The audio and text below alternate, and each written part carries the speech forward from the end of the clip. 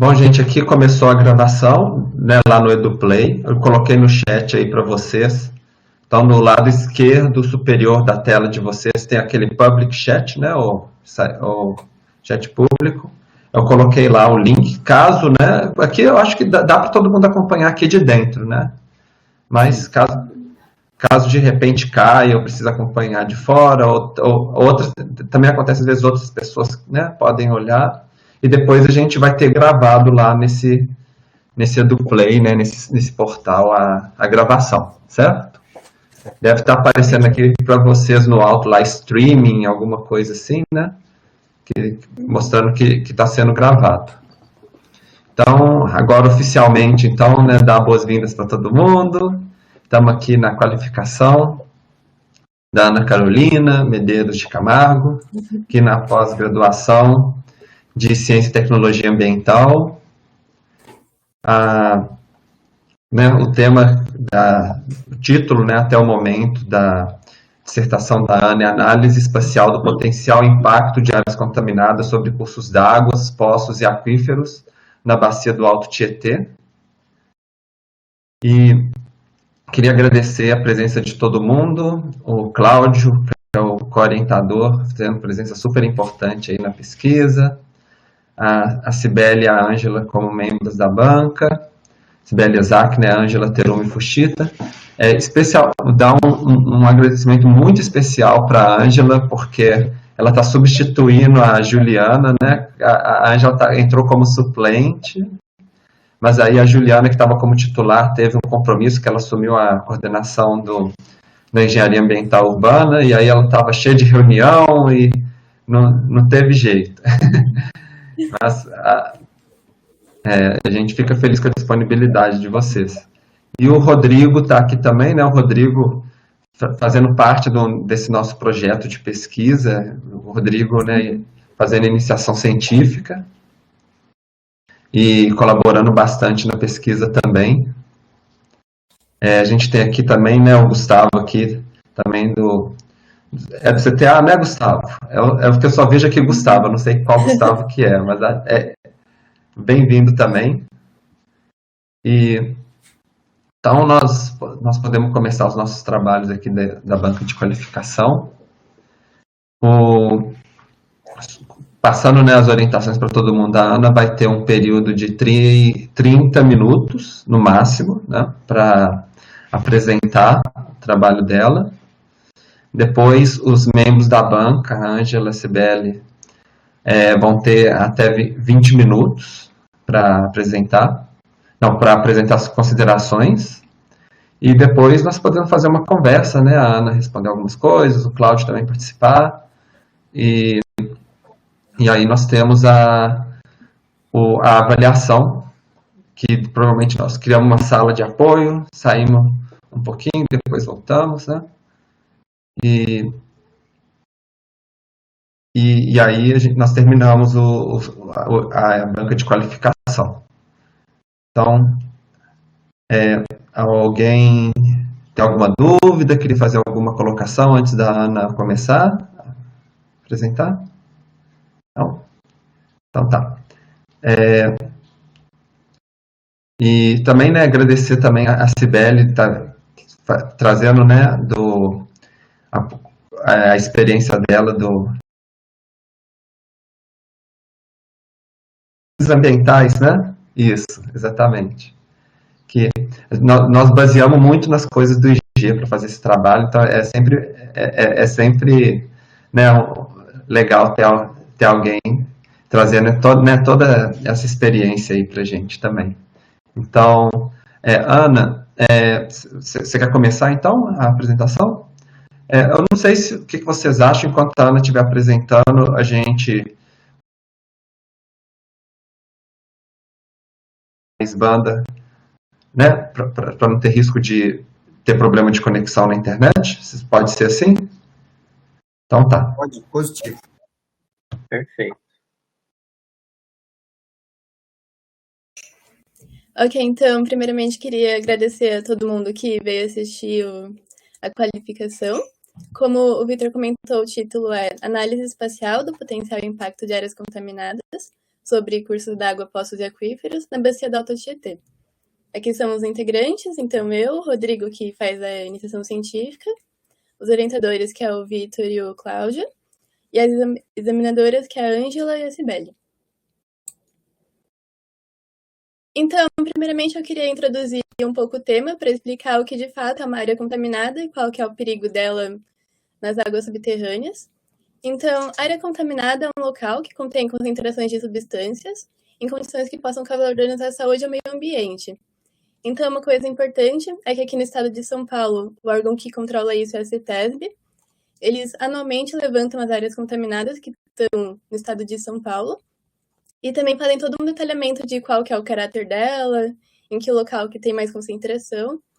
Então, aqui nesse primeiro gráfico, a gente consegue ver a distribuição das áreas contaminadas. Então, com 70% são postos de combustíveis. Então, de longe, vazamentos de postos de combustíveis são o que mais contamina solo e que depois gera os impactos. Então, esse daqui é o maior. Mas também tem muito impacto causado por conta da indústria, que é 20%. Em seguida, comercial, resíduos descartados incorretamente e acidentes e agricultura.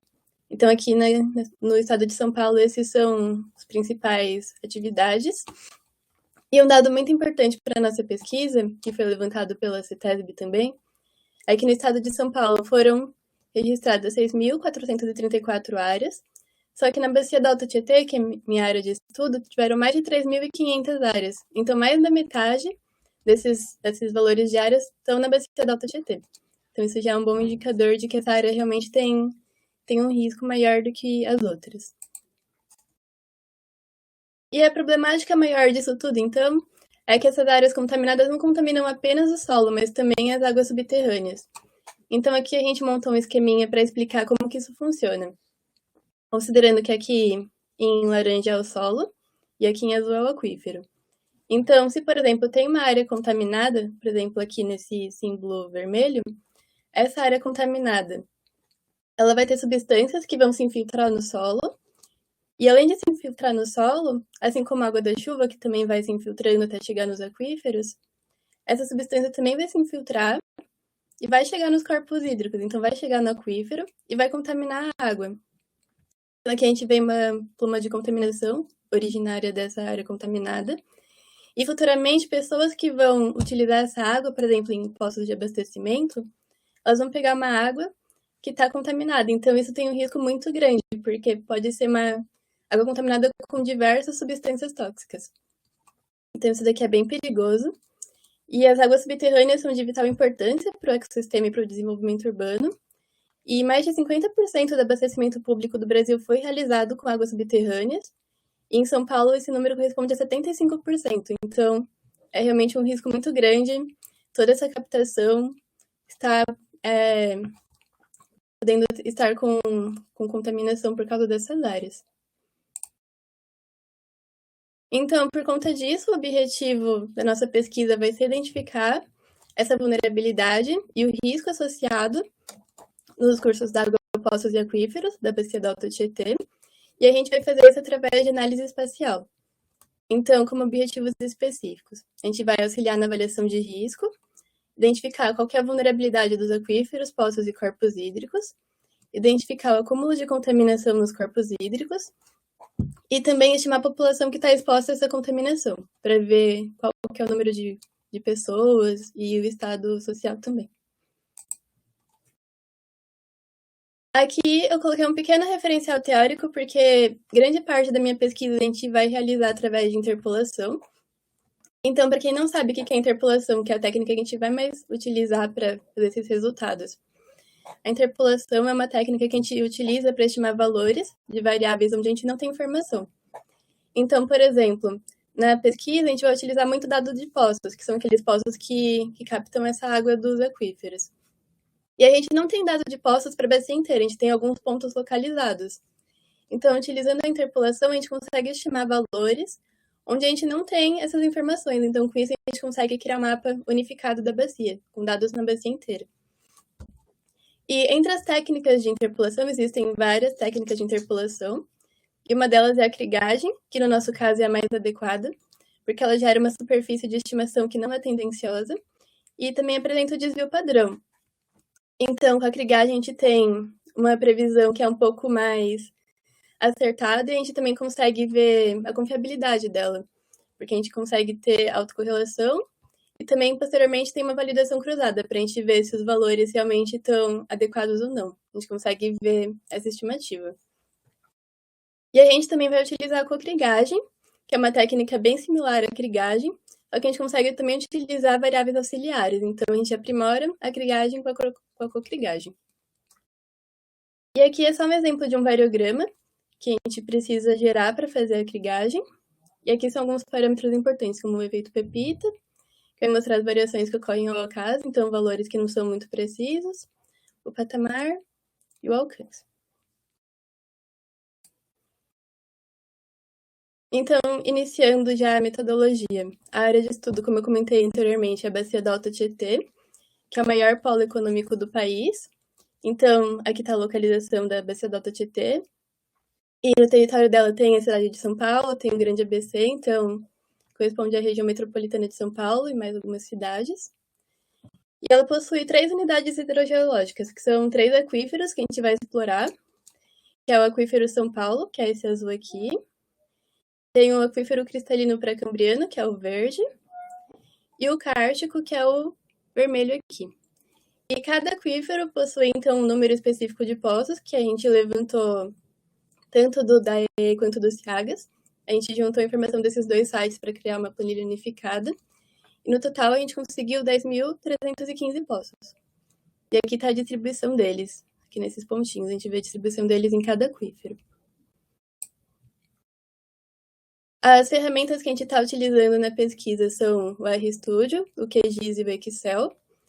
Aqui são as principais fontes e os dados que a gente pegou. Então, por exemplo, as áreas contaminadas, a gente conseguiu elas com a CETESB, a hidrografia com a Agência Nacional das Águas, os limites com o IBGE, as outorgas de uso de água com o DAE, os poços, como eu disse anteriormente, com o DAE e o Ciagas, os aquíferos com o Instituto Geológico e a vulnerabilidade social com o GeoCiad. Então, esses são os dados principais que a gente vai utilizar. E o que a gente mais está utilizando nesse momento da pesquisa são os poços. E aqui eu separei uma tabela, a parte só com essas informações dos poços, porque elas são bem importantes para a pesquisa. Então, aqui estão a quantidade de poços e as variáveis que a gente vai usar. E uma informação importante é que o raio da tubulação que a gente vai precisar para aplicar em um modelo, ele tem bem menos informação do que o resto das variáveis. Por exemplo, a vazão, a gente conseguiu 8.000 poços, só que o raio da tubulação só tem 3.000. Então, essa diferença vai ser... A gente vai explorar ela no futuro. E aqui está o fluxograma da minha pesquisa, para a gente entender melhor as etapas que vão ser realizadas. E aqui está o que eu fiz até o momento. Então, a primeira etapa que a gente começou foi para determinar a vulnerabilidade dos aquíferos. Então, para isso, a gente utilizou essas 2 variáveis, a espessura, que já veio na planilha dos poços, a gente não teve que mexer, e a condutividade hidráulica. Aí, para usar a condutividade hidráulica, a gente tem que usar o método da vazão para calcular. E depois a gente fez uma cocrigagem com esses dados. E com a espessura a gente fez uma crigagem ordinária. Aí, juntando os 2, a gente conseguiu elaborar um mapa de índice de vulnerabilidade dos aquíferos, que eu vou mostrar mais para frente. Na exposição, a gente precisou desses 2 dados, que a gente já levantou. E nos raios de segurança, a gente precisa dos dados das áreas contaminadas e dos poços. E aqui eu já fiz a crigagem indicativa, que eu vou mostrar mais para frente também como funciona. E aqui são as próximas etapas que a gente vai realizar, para no final elaborar um mapa de índice integrado de risco, que é o nosso objetivo. Então, agora eu vou explicar um pouquinho da metodologia de cada etapa que a gente está fazendo. Então, primeiramente, a gente calcula a vulnerabilidade dos aquíferos, que é um método que a gente utiliza para ver qual que é o grau de proteção às águas subterrâneas contra a contaminação que o aquífero proporciona. Então, se um aquífero tiver a classe de vulnerabilidade, por exemplo, muito alta, a gente consegue calcular. Isso significa que se ele tem a vulnerabilidade muito alta, se tiver uma contaminação lá, ele vai ser contaminado e ele está bem vulnerável. Então, o ideal é que a vulnerabilidade seja baixa. E esse método, ele foi desenvolvido pelo Ben Stafford em 1992 e chama Índice de Vulnerabilidade dos Aquíferos. E para calcular e para determinar esse método, a gente usa essa equação aqui, em que ele diz que a resistência vai ser a soma da espessura dividido pela condutividade. Então, como eu mencionei anteriormente, a espessura a gente já tem esses dados prontos, e a condutividade a gente vai determinar agora. E só para explicar um pouquinho o que é condutividade hidráulica, que muita gente não conhece esse conceito, a condutividade vai ser a facilidade com que uma litologia permite a percolação do fluido. Então, por exemplo, no aquífero vai ter o solo, e a condutividade hidráulica vai mostrar qual que vai ser a velocidade que o contaminante vai entrar no solo. Então, esse é a condutividade hidráulica. E aqui são os resultados que a gente vai comparar depois para ver a classe de vulnerabilidade. Então, para determinar a condutividade hidráulica, a gente utilizou o método da vazão, que é essa fórmula aqui. Ele diz que a condutividade hidráulica vai ser a vazão, dividido por essa constante, vezes o rebaixamento, vezes o raio. Só que aqui entra aquela questão que eu comentei anteriormente. A gente tem poucas informações desse raio de segurança.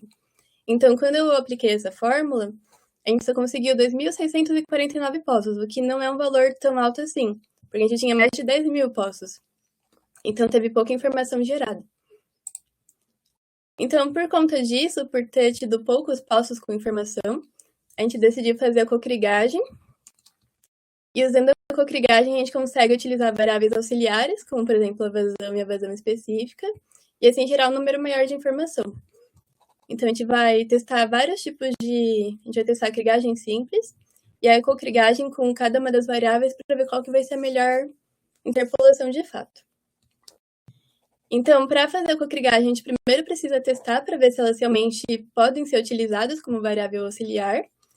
Então, a gente fez esses gráficos de correlação e a gente viu que eles têm uma correlação espacial com a condutividade.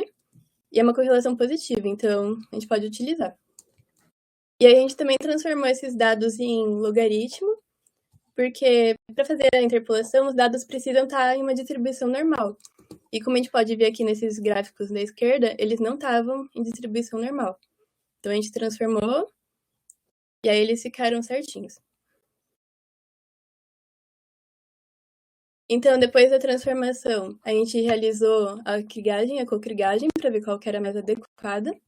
A interpolação a gente realizou no R, usando esses pacotes aqui. E a gente também fez algumas manipulações nesse código para ficar um pouco mais preciso. Então, por exemplo, tinha alguns poços que tinham as coordenadas iguais, só que valores diferentes. E a gente queria usar as duas informações. Então, a gente mudou levemente o de local para não ter erro na crigagem. A gente também fez uma otimização usando vizinhos próximos. A gente calculou e viu que esse número era 27. E depois a gente elabora os variogramas para verificar. Então, esse daqui, por exemplo, é o variograma da cocrigagem que ficou mais exata. E aqui tem os resultados da validação cruzada para a gente ver qual método é melhor. Então, a gente avalia isso através da raiz do erro médio quadrático e da explicação da variância. Então, se esse valor aqui for menor, é melhor, então significa que vai ter menos erro. E aqui na variância, quanto maior, melhor. Então, a gente fez primeiro a crigagem ordinária, só com a condutividade. A cocrigagem usando a condutividade e a vazão. A cocrigagem com a condutividade e a vazão específica. E uma cocrigagem usando as duas variáveis. E observando os resultados, a gente viu que a melhor é a cocrigagem com as duas variáveis, porque ela tem a menor erro, 0,4, e a maior explicação da variância. Então, por conta disso, a gente escolheu esse daqui, que foi os melhores resultados.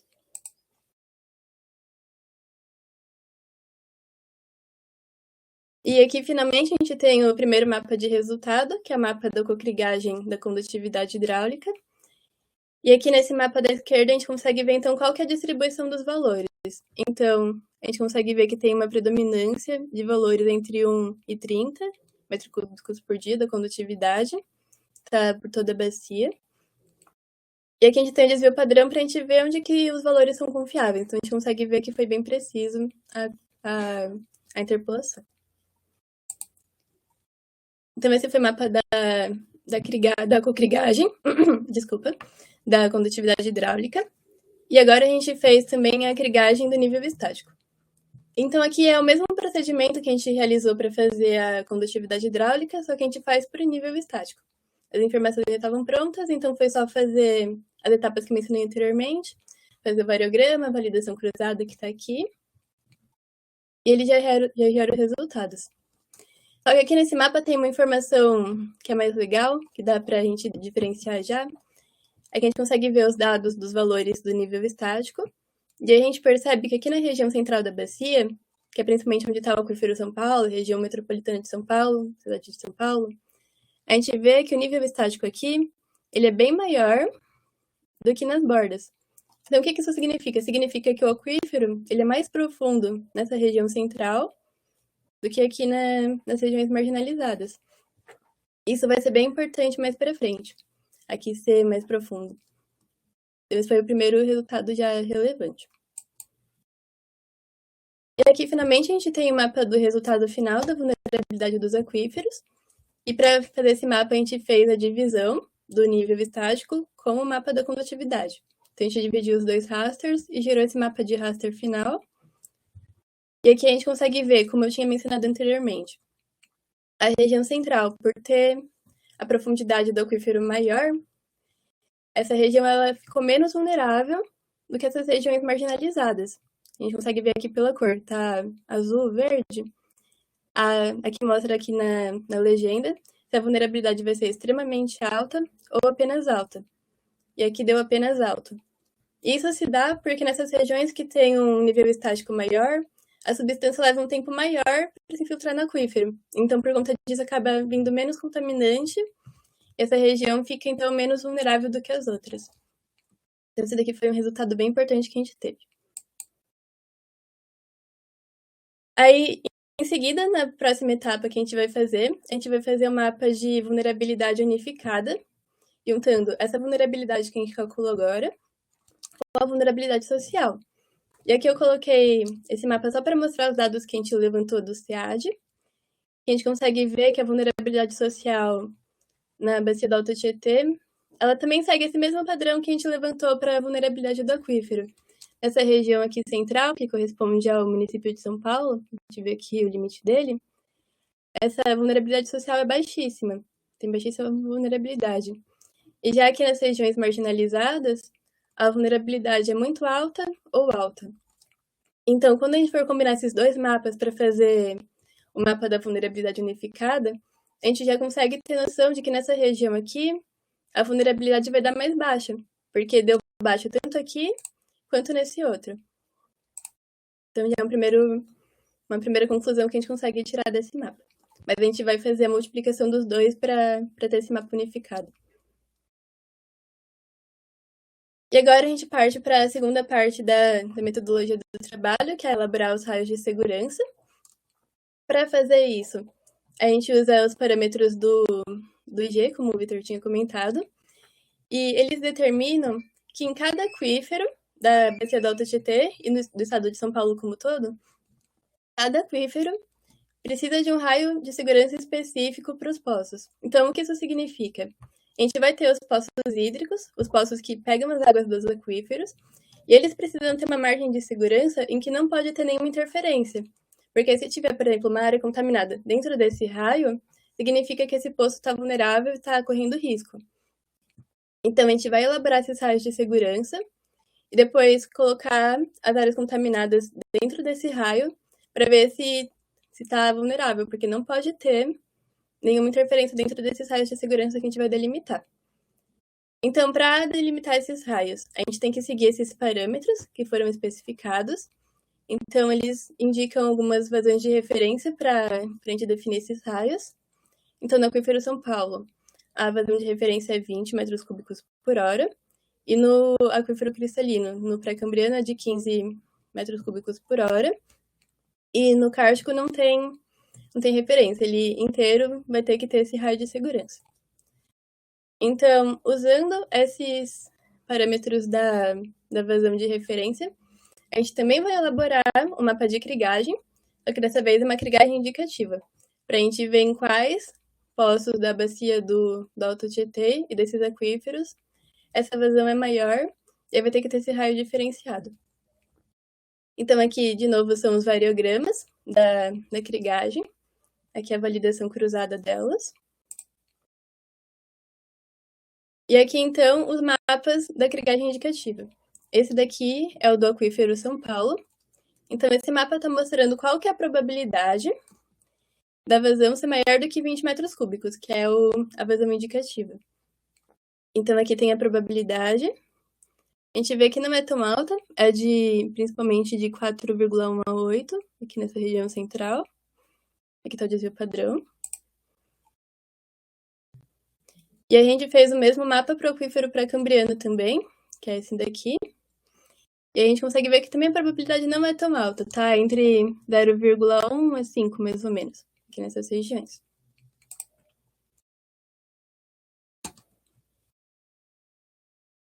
Então, com essa probabilidade que a gente determinou nesses rasters, nesses mapas de interpolação, a gente vai conseguir determinar os raios de segurança. E para determinar esses raios de segurança, a gente vai utilizar essa equação, que também foi elaborada pelo IG. E ele diz que o raio de segurança vai ser o raio 1, que está na referência. Então, por exemplo, no aquífero São Paulo, é de 30 a 50. Então, a gente vai utilizar esses dois raios aqui nessa equação, aqui nesses valores, e a probabilidade é a probabilidade que a gente calculou anteriormente. E depois que a gente calcular, então, esses raios de segurança, a gente vai transferir esses resultados para as áreas contaminadas, e então ver se está tendo alguma intersecção. E aqui na direita eu só coloquei uma figura do mapa de áreas contaminadas para a gente ver onde tem mais áreas contaminadas. E a gente consegue ver que a principal predominância é aqui no aquífero São Paulo, que é essa região azul. Então, a próxima etapa da pesquisa vai ser a gente calcular esse raio e depois juntar aqui nesse mapa aqui. Uma outra etapa da pesquisa que a gente ainda não começou, mas a gente vai fazer em breve, vai ser verificar o acúmulo de poluição. Então, a gente vai conectar as áreas contaminadas com os trechos dos rios. Então, aqui eu coloquei mapa com a hidrografia da bacia do Alto Tietê. A gente vai fazer essa parte mais para frente, só para mostrar a hidrografia. E também aqui tem uma coisa importante, que é que no aquífero São Paulo não tem tanta hidrografia quanto nos outros aquíferos. Então, isso a gente já vai utilizar também para fazer essa conexão. E, por fim, a gente também vai utilizar as outorgas de uso d'água para calcular a exposição da população. Então, esses dados aqui, eles indicam quanto de metro cúbico que a população usa de água. Então, a gente consegue ver nesses dois mapas que as águas subterrâneas são bem mais utilizadas do que as superficiais. Tem uma predominância bem maior. E a gente vai utilizar esses mapas para fazer o mapa de densidade de kernel para verificar qual que é essa quantidade exata de água que as pessoas estão utilizando e, consequentemente, estão contaminadas. Então, isso daqui também é uma etapa futura que a gente vai fazer mais para frente. E, por fim, aquele mapa final que eu comentei, a gente vai fazer um mapa de índice integrado de risco. Então, primeiro, a gente vai fazer dois mapas só para a visualização dos dados, que são o mapa coroplástico bivariado, juntando as duas vulnerabilidades, que é a dos aquíferos e a social. A gente vai fazer um mapa de símbolos bivariado também, juntando esse mapa aqui com as áreas contaminadas. E, por fim, a gente vai fazer um mapa final de índice integrado de risco, em que a gente vai juntar os conceitos de ameaça, exposição e vulnerabilidade. Então, a ameaça vai ser as áreas contaminadas, a exposição vai ser as outorgas, e a vulnerabilidade vai ser essa vulnerabilidade social aqui, junto com a dos aquíferos. E as considerações finais da nossa pesquisa é que ela possui algumas limitações metodológicas. Então, por exemplo, a gente não está considerando os contaminantes específicos, porque existem diversos tipos de contaminantes provindos das áreas contaminadas, e cada um tem uma característica. Tem contaminante que pode evaporar, cada um tem uma característica específica na hora de se infiltrar. Então, a gente não está considerando isso na pesquisa. Uma outra limitação é que as nossas técnicas a gente está utilizando o dimensional, que é apenas mapa, e em alguns processos hidrogeológicos eles utilizam tridimensional, então essa é outra limitação. A gente também está assumindo que os aquíferos são superficiais, livres e homogêneos. E também tem possibilidade de incerteza na base dos dados, porque, por exemplo, na tabela de poços que a gente tem, tinha muitos valores que estavam muito maiores do que a gente imagina que seja, só que a gente não tem como ter certeza se eles estão errados ou não, porque foram técnicos que preencheram. Então a gente tem que assumir que eles estão certos, mas a gente não pode ter essa certeza ou não se eles estão de fato. Então tem essa possibilidade de incerteza. E as conclusões iniciais são principalmente voltadas naquele mapa do aquífero, que é o nosso primeiro resultado, em que a gente viu esses padrões de vulnerabilidade, em que o aquífero São Paulo está menos suscetível do que o pré-cambriano. Então essa é a nossa primeira conclusão, mas o nosso objetivo é juntar as três etapas finais para fazer o mapa de índices integrados. Então nossa conclusão final vai ser com base nesse mapa final. E aqui, então, tá só o cronograma para verificar como tá indo. Então, aqui são as etapas que a gente está fazendo agora. E pro ano que vem vai ficar, então, finalizar essas etapas aqui e elaborar o índice integrado de risco, que é a etapa final. E é isso, aqui são as principais referências que a gente utilizou. E é isso, muito obrigada pela atenção de todos.